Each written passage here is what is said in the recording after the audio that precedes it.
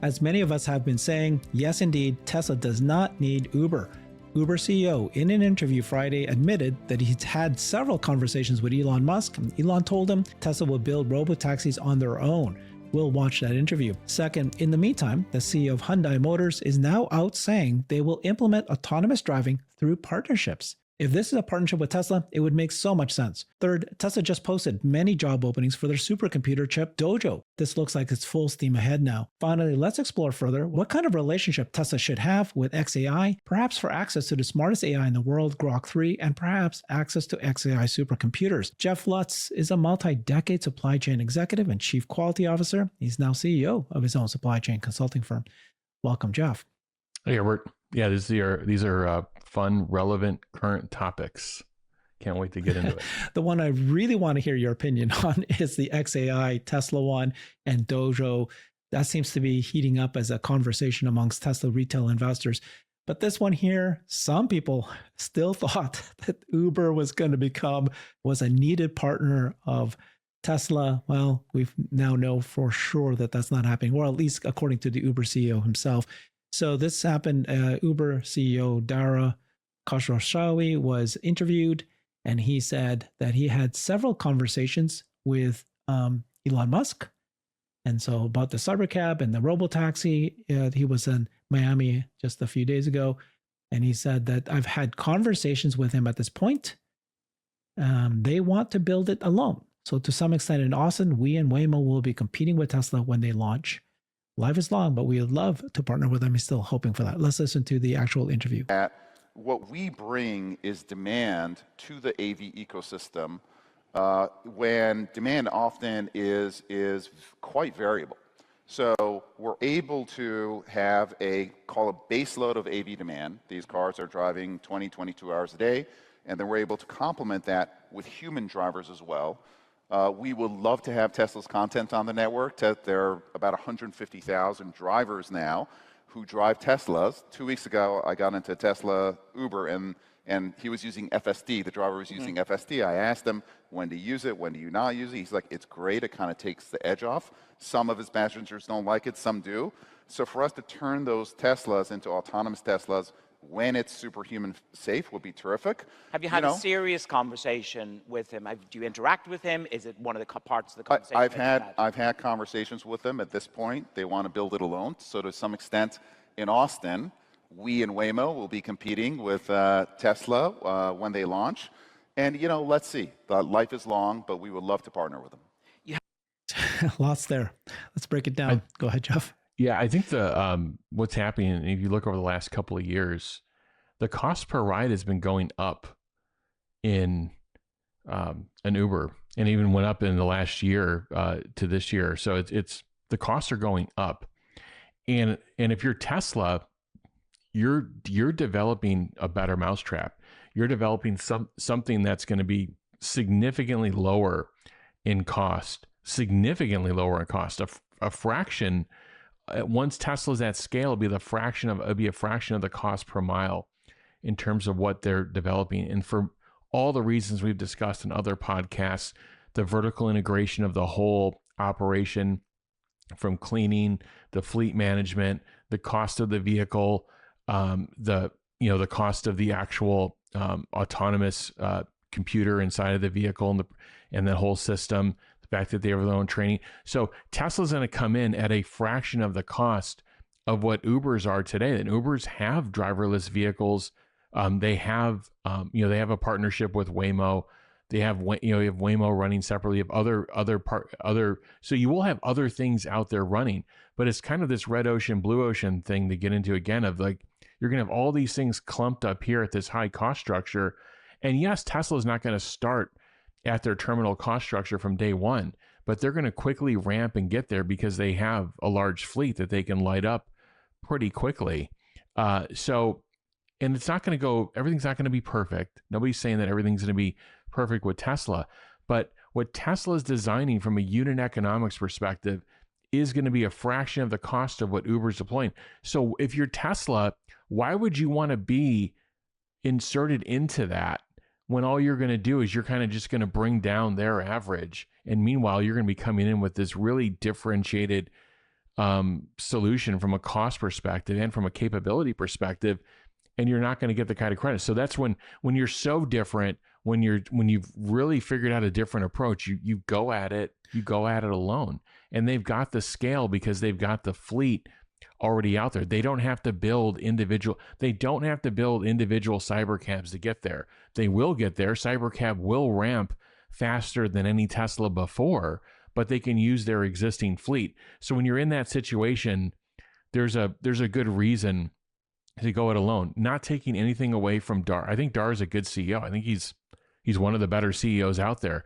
But in this situation, it would have really been dilutive for Tesla to go in and just have this partnership. Yes, it's an access to, all the monthly active users that Uber has. There's no question about that.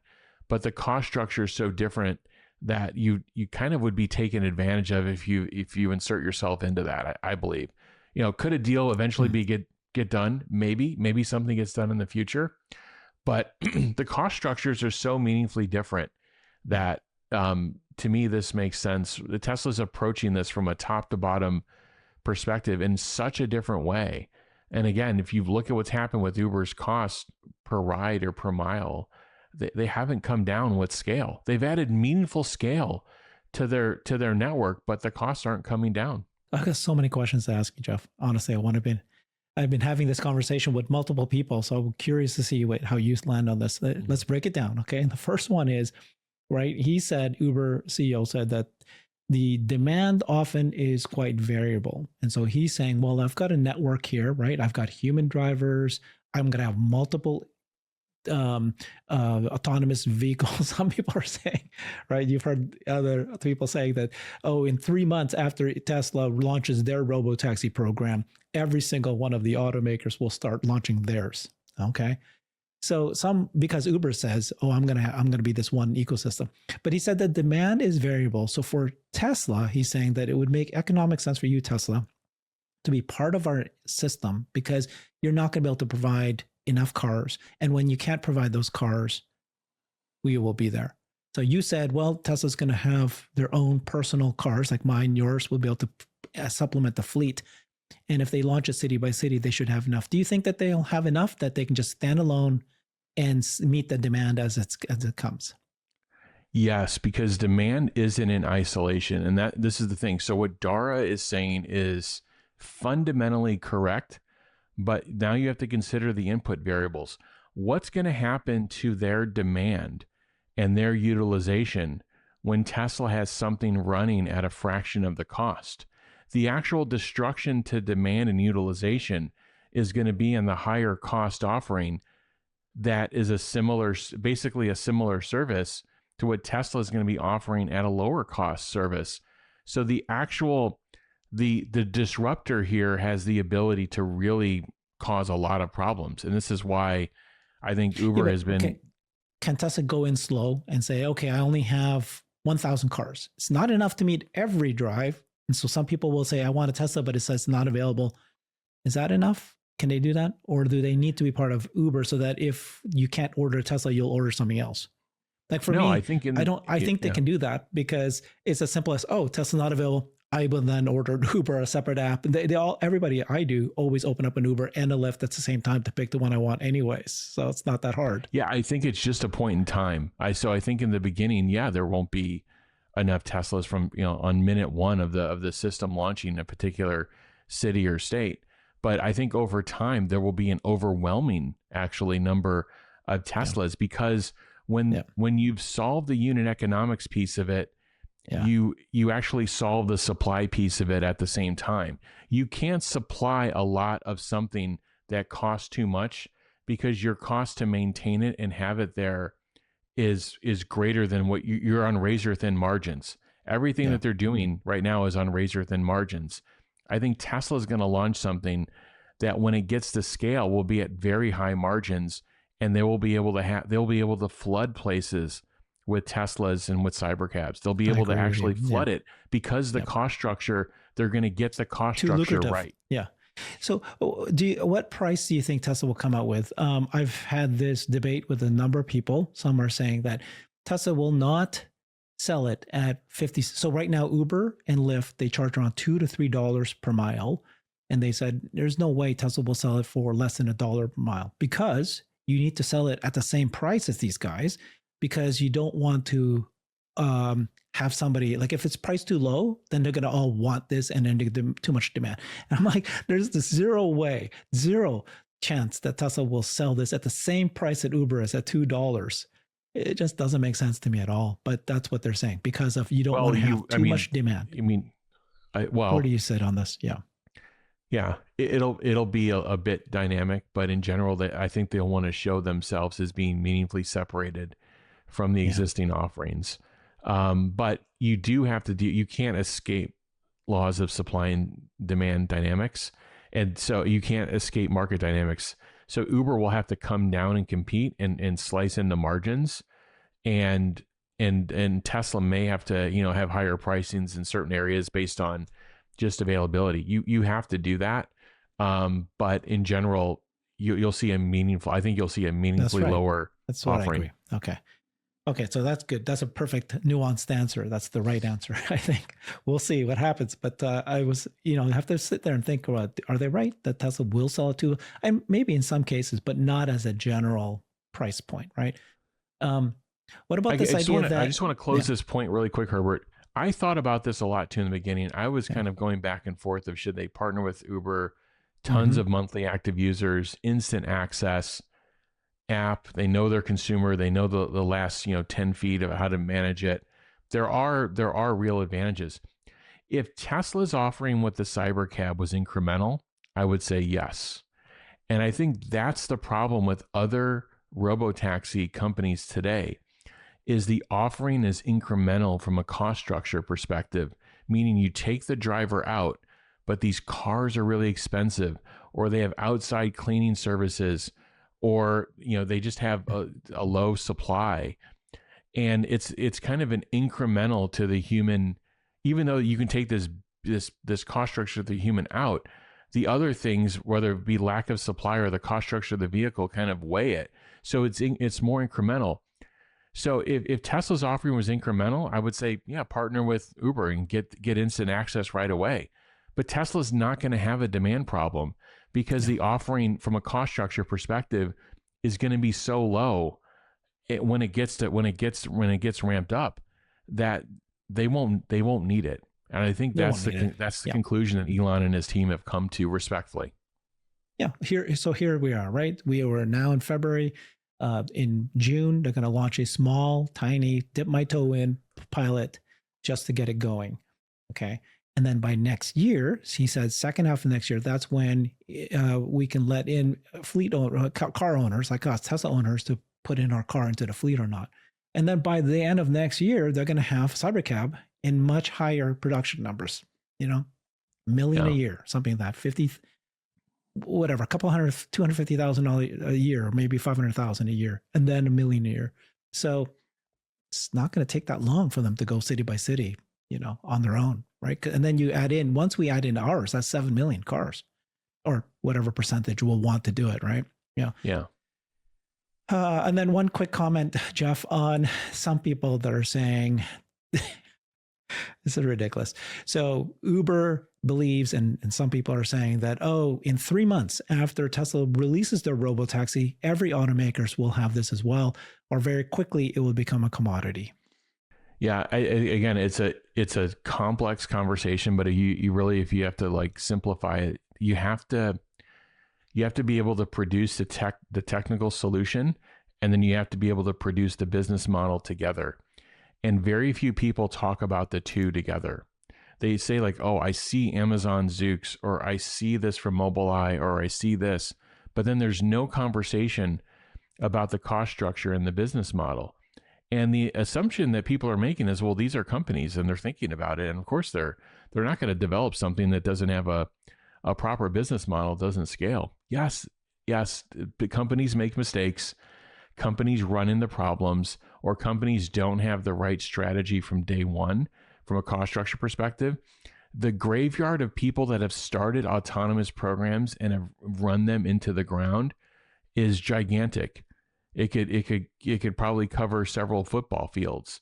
So This is going to have a very, very high failure rate, and there are going to be very few. But I am not of the persuasion or discipline that says that Tesla is going to be the only autonomous rideshare option. But it's going to come down to margin share and market share. If you're lowest cost and you have the best product, the best looking product, the best capable product, and you have a lot of supply out there, you're going to be in a dominant position.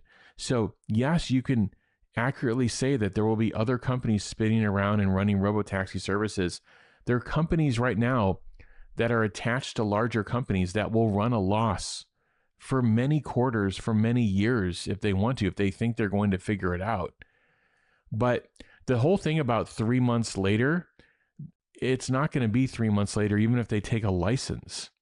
And I think this is the year where you're really going to start seeing companies decide what they're doing, and you're going to see the license rhetoric start heating up because they realize they haven't done the work on the network infrastructure, the training. They don't have the AI systems engineers. This is the other fallacy. People think that you can buy a chip from NVIDIA and you can buy synthetic data from NVIDIA and you can go run them on your Mac at home, or you can go run them on your computer and run a self-driving network. That is simply not the case. That's simply not the case. And you need the AI level systems engineers to actually engineer the entire solution from the base layer of silicon at the training side all the way to the base layer of silicon and the controls in the vehicle. And those engineers aren't a dime a dozen, and they're not just all over the place. Do all these auto companies have engineers that understand controls and are trying to do something related to AI? Yes. But this is where I think a lot of Wall Street analysts get tripped up. They just think like all engineers are the same. And they think that this multi-year succession of Tesla hiring the best engineers, Elon attracting all this talent, and all this since 2016 being focused on silicon and this AI inference silicon, those Tesla made decisions 8 and 10 years ago that allow them to be where they are today. So will the next person take 8 to 10 years? Probably not. It will probably be faster. It's not going to be 3 months, and a lot of it is going to be through a consortium of licensing from maybe 1 or 2 major partners. I don't think Tesla will be alone, but I think they have put themselves in a position for majority market share and majority margin share.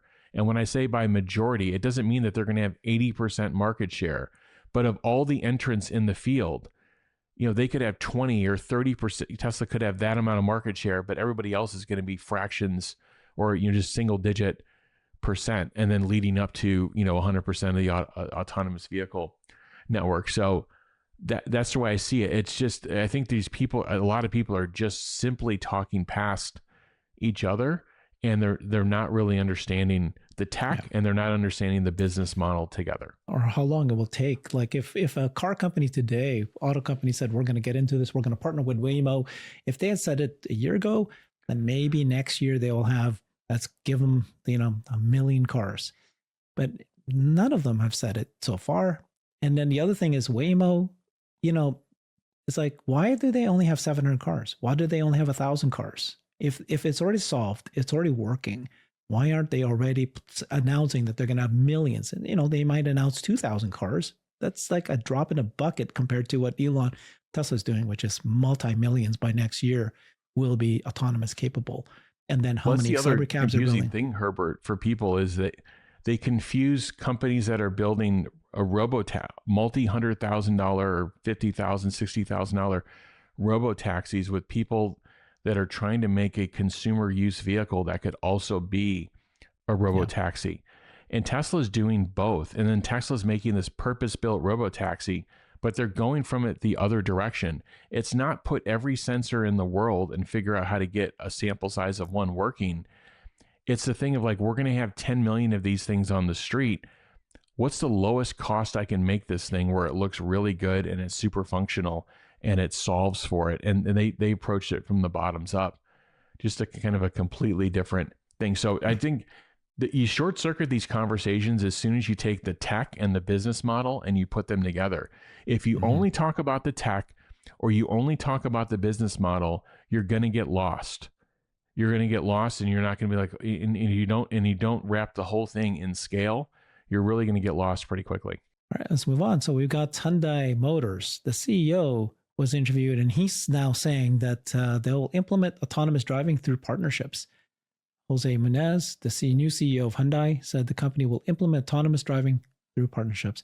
This is from the Korean article written about it.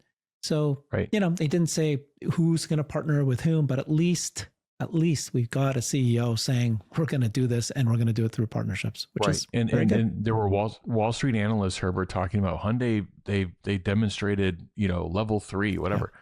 There are companies that don't know how to approach. I'm not saying Hyundai is. I think Hyundai is a great company, by the way. But there are this thing with autonomy is an extremely difficult problem to solve. And so to think that 12 different companies are going to solve it simultaneously or within a year because of the probabilities of that are literally they're literally hundreds of it. It's just unbelievably low that, something this complex is going to be solved. And again, there's people comparing it to the seatbelt or other, it's just not even close. So if not understanding the tech and what's involved in the tech and the business model. So what Hyundai did here is Hyundai looked at the business model and said, okay, we understand what we're trying to build from a tech perspective. This is really difficult. We understand the amount of burn rate that would be required to get this AI infrastructure up. Or, am I buying this from NVIDIA or they basically looked at the whole thing and said, look, this is what we can charge consumers for. This is how much it would cost us to build it inside. And there's no guarantee that we're going to be able to build it internally. Why continue burning billions of dollars internally? And so they made a decision to cut that burn rate or significantly reduce it and say, we're going to go the partnership route. When you go the partnership route, you can structure it more as a pay-per-use type model. Whereas if there's huge uptake, then you can charge your consumer what you need to charge them. You can make your margin, and then you can pay for the engineering. You can pay for the technical solution from someone else. So what it does is it safeguards you from a capital preservation perspective, and it safeguards you from not being dead on arrival in the marketplace with nothing. That's what licensing will do for companies. So a lot of companies are self-reflecting. What you see GM doing, you saw GM take a huge chunk. First off, they ceased all the, having crews on the road. Then they brought some of them back, but then they really cut the operation. Then they cut it again. Then, the CEOs left, everything left. And now it's kind of folded into the rest of the companies. Companies are looking from a capital perspective and saying, I can't continue to burn at this rate, knowing that I'm not going to get to a solution. And even if I get to a solution, it's going to be nowhere near the economics of potentially what I could buy from Tesla or from someone else on a pay-per-use basis. And that's why you're seeing a lot of companies just fold up and stop this effort. Yeah. So it's good news. Good to hear this guy say this. And then I hope it is Tesla. They would be a great partner for Tesla. They're big enough. They're well respected. And they have they're, I think, the second largest electric vehicle maker, specifically in the US particularly. Yep. So the other big thing that happened this weekend was job openings for Tesla's supercomputer Dojo. So apparently, that's, don't count out Dojo yet. In fact, it's looking like if they're going to hire this many jobs and these kinds of, engineers, this is looking like to me like they're ramping up Dojo. What's your understanding of what's happening with this? Well, it looks like that, they probably had to restructure and rescope what they're doing. They had this initial push that they had a couple of years ago. Elon probably saw where Blackwell was going from a performance perspective, a cost perspective, saw where Rubin was going. And it looks like they had to do some restructuring inside of their team in Tesla as well. But now this looks like, okay, we have something. And the question is how they roll this out. And and to what scale they roll it out at. They have to be very careful because, Elon is probably not the top, but one of the top 3 customers for NVIDIA in this space. But obviously some of this work is going to start moving from pre-training training into more of on the inference side where Tesla already has their own solution. So I think with Dojo, they're really giving themselves option value to, instead of having to pay NVIDIA 70 points of gross margin, can you get this solution, done yourself? So it looks like they kind of went back in the lab, they figured out what they're doing, and they're coming out with something now that they think they can scale. It's a fairly significant number of job openings. And it kind of says that we think we have something, but, think a couple of years out. Don't think, tomorrow that they're shipping something. Okay, so that's Dojo's, right? So Tesla's, this is happening. Dojo is moving forward. What do you think, Jeff, then, this whole conversation people are having, whether or not Tesla should have gotten investment with xAI, what is their relationship with xAI? Because Tesla needs the Grok 3 for the user interface, the voice interface to the cars and to the bots. How's that relationship going to go? And they're creating their own Dojo, which is, my understanding, purposely built optimized for vision, not language. Yeah, I mean, we'll just a couple words on this, Herbert, and we'll probably have a whole session on this. I know there's a bit of there's different ideas in the Tesla community, which is great. On this topic, you think it would go back to the Uber Tesla conversation and go to the utilization. I always kind of look at these things from a manufacturing procurement perspective, and a lot of these concepts apply even to the conversations like this. And it's great that Elon can go and have the conversation with NVIDIA about how much silicon he needs, how much compute he needs to get done what he needs to get done. Tesla now is the leading size cluster, at xAI, and they have the leading size cluster certainly in auto right now. And he's running the biggest supercomputer in the world.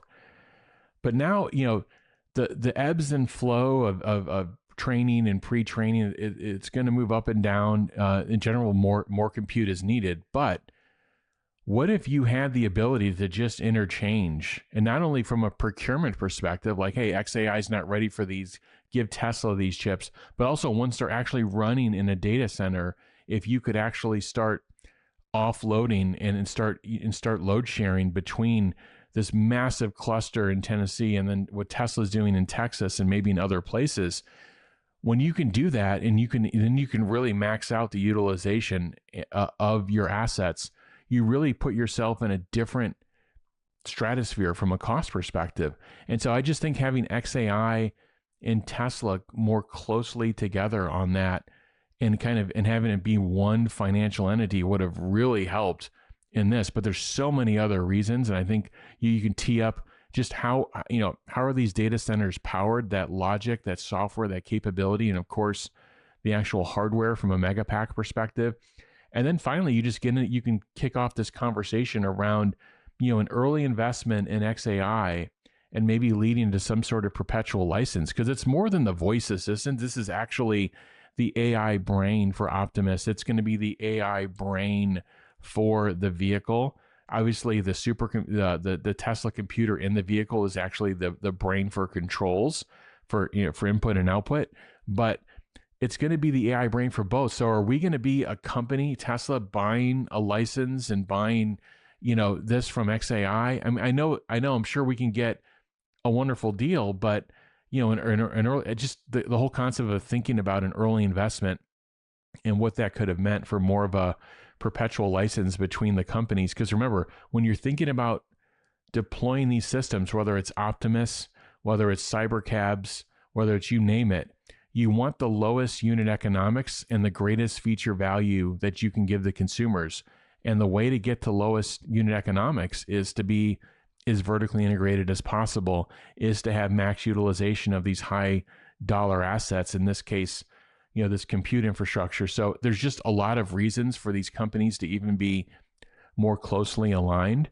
And even Elon teed this up last year. So I think it's a conversation we'll have in the future. A good conversation, good debate.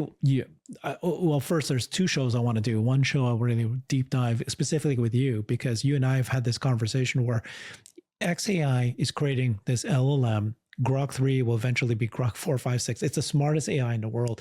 Not only is it the voice interface, and I believe that the interface is so critical for a company that Tesla should own it, should own more than just license that. They need to own that interface to the brought into the cars. But more than that, one thing you and I talked about was that this is the smartest AI in the world that's going to be used and can be used throughout the entire business of Tesla, the factories, every part of it. How do you build the car? How you build the factory? How you build the bots? Everything can be how do you impacted. build the parts? How do you design a product? We can do a show where you explain everything that AI is already touching, where it's going to even surprise. It's like the heart really of a company. Tesla is an AI company. Let's go start with that. It's an AI company at heart. So you can't not have any relationship with XAI.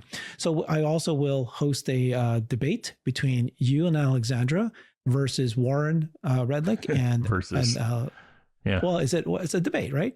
Warren Redlick and Larry Goldberg. Warren and Larry believe that XAI is not necessary. You don't need Tesla to be invested in XAI because XAI is not as part of Tesla's mission. And then you guys believe that Tesla should have much more of a relationship with XAI more than just licensing. So I think it's worth exploring that to see, Yeah, absolutely. There's points on either side that make sense. But we'll definitely talk through it. And you brought up some examples, Herbert. And Tesla tried to acquire OpenAI, I think, in 2018. So there's more to this than meets the eye, and I think it's a great conversation to have. Thank you so much, Jeff. Follow Jeff on his X account at the Jeff Lutz. Subscribe to him, and you can get deep research ahead of time before anyone else gets it. Thank you so much. Bye all. I've created a website that is the most comprehensive resource for the Tesla investor. Please check it out. Simply go to my website at herbertong.com.